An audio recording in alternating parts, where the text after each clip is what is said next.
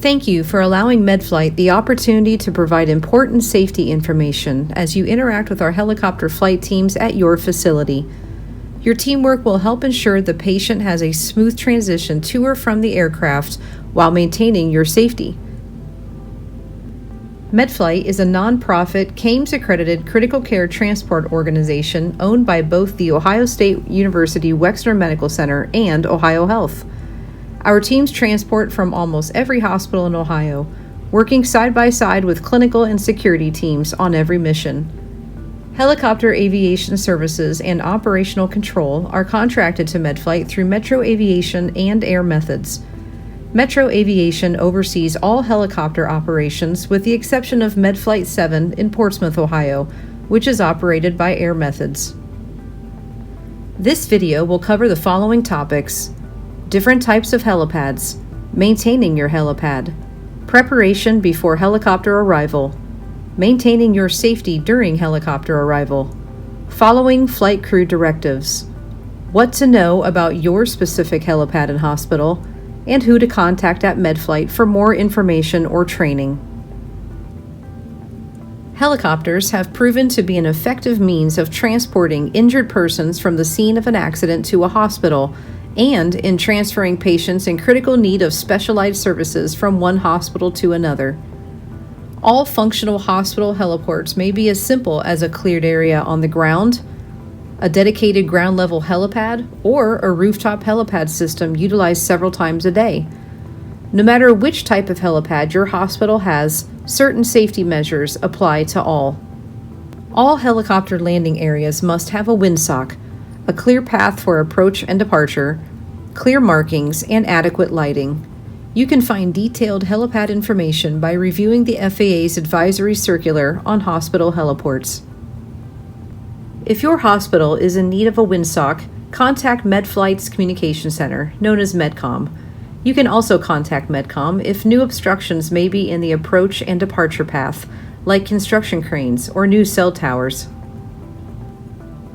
When a helicopter is inbound to your facility, there are a few steps you should take prior to our arrival. Number 1, scan the helipad for anything that could move when hit with wind, and either secure it or remove it so it does not interfere with the landing. This could include trash, construction materials, and even the better cot that will be used to move the patient and equipment. Number 2, ensure all pedestrian and vehicle traffic around the helipad is stopped. Number 3, ensure helipad lighting is operational and on. At some hospitals, our teams can turn the lighting on themselves from the helicopter. Number 4, scan the horizon for other aircraft like small planes or drones. Drones can cause significant damage to helicopters, and if you see one, contact Medcom immediately with its location.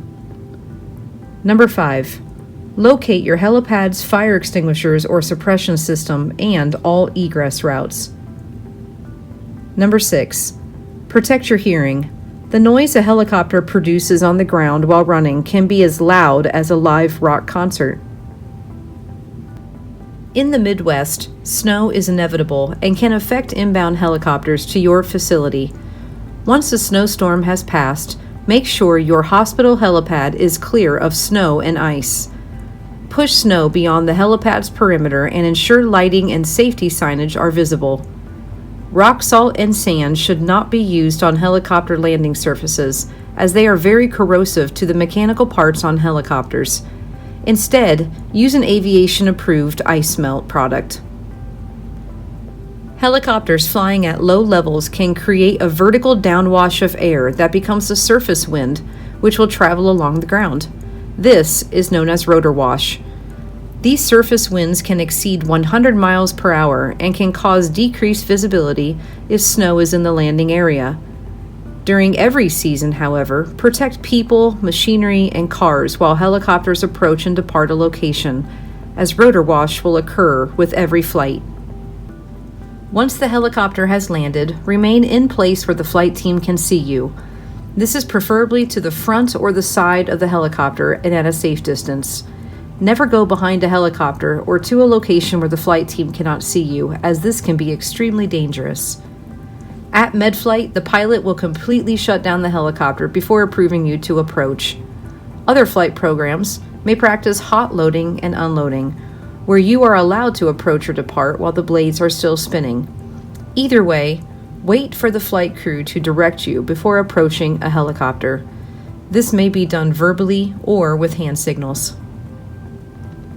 Once approved by the flight team to approach the helicopter, follow directions and remain calm. Medflight helicopters have a patient sled system that will be transferred to your cot or patient bed, so ensure that one is available at the helipad upon our arrival. If our teams are arriving with a patient, ensure there are enough people at the helipad to help with patient offloading if asked. Lift injuries can occur if there are not enough personnel to assist, and your health is important to us. The flight team is trained to work with the helicopter equipment and doors, so you do not need to assist with these tasks. Here are some other things to keep in mind. Number 1, be familiar with your helipad's fire extinguisher or fire suppression system. Number 2, your hospital most likely has an emergency response plan that refers to aircraft emergencies on hospital property. Ensure you know how to activate that plan and steps you may be involved in once it's activated. Number 3, know your hospital's policies that refer to operating around helicopters. These differ from facility to facility, and Medflight respects the policies of each. For example, some hospitals may prohibit more than one helicopter landing at a time on the same helipad. Medflight's communication center, Medcom, is staffed with experienced personnel who will contact you with ETAs, flight crew requests, flight updates, and much more. They are also available to you for any questions and concerns you may have about an inbound or outbound Medflight helicopter.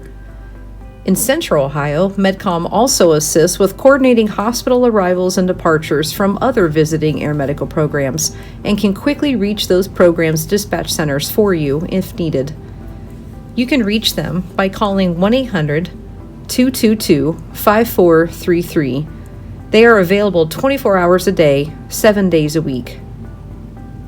Medflight is happy to provide in-person training on aircraft operations and safety to your teams at no cost.